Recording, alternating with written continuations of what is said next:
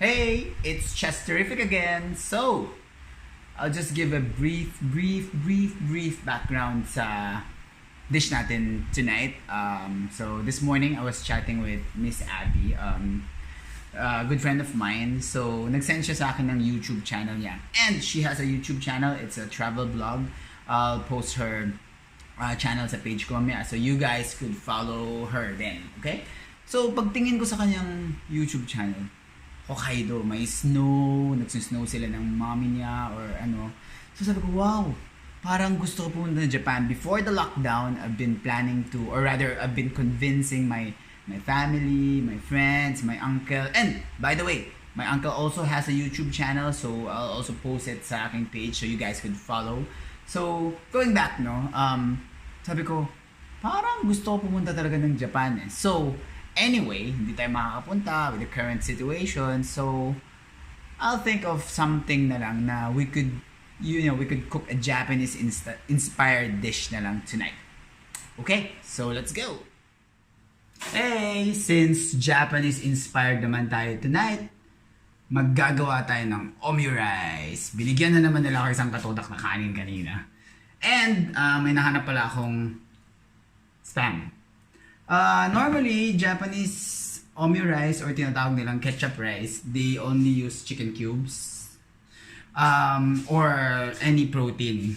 Since meron ako nito, ito na gagamitin ko. You could also substitute it for with hotdog, ham, bahala ka kung ano makita mong sa ref or whatever you like. Healthier version, mag-seafood ka, okay lang naman din. So, let's go! Let's start!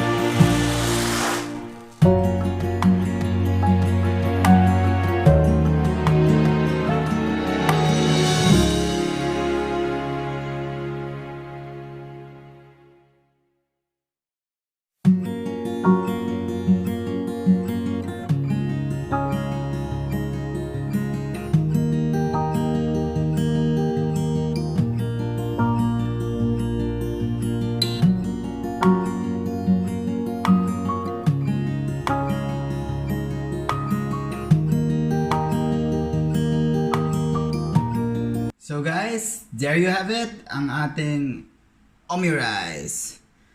So, ito na yung pinaka-inaabangan ng lahat. Tikiman na! If you notice, medyo basa pa yung gitna. Kasi, I like my egg runny. Scrambled egg runny. So, anyway, try na natin ngayon. Ang dami pala nito. Tataba na naman ako nito. Oh, ang init. Okay. It's good. Ang ganda ng combination ng egg, ng rice, ng spam, tapos may gulay na rin. So, tapos yung ketchup, medyo matamis, na yung spam medyo maalat konti. Super nice. Ang ganda nung dating nung flavor. Parang pag kinain parang puputok lahat sa bibig mo. Guys, maraming version nito. So, meron yung nakabalot sa loob. Ako kasi gusto ko yung nakapatong lang sa labas. So, you could try doing this at home. And once you try doing this at home, at may nagawa kayo, maybe you guys could tag me on my Instagram. It's Chesterific. And if you like the recipe below, don't forget to subscribe and share my channel. Okay, it's Chesterific. Don't forget. Thank you.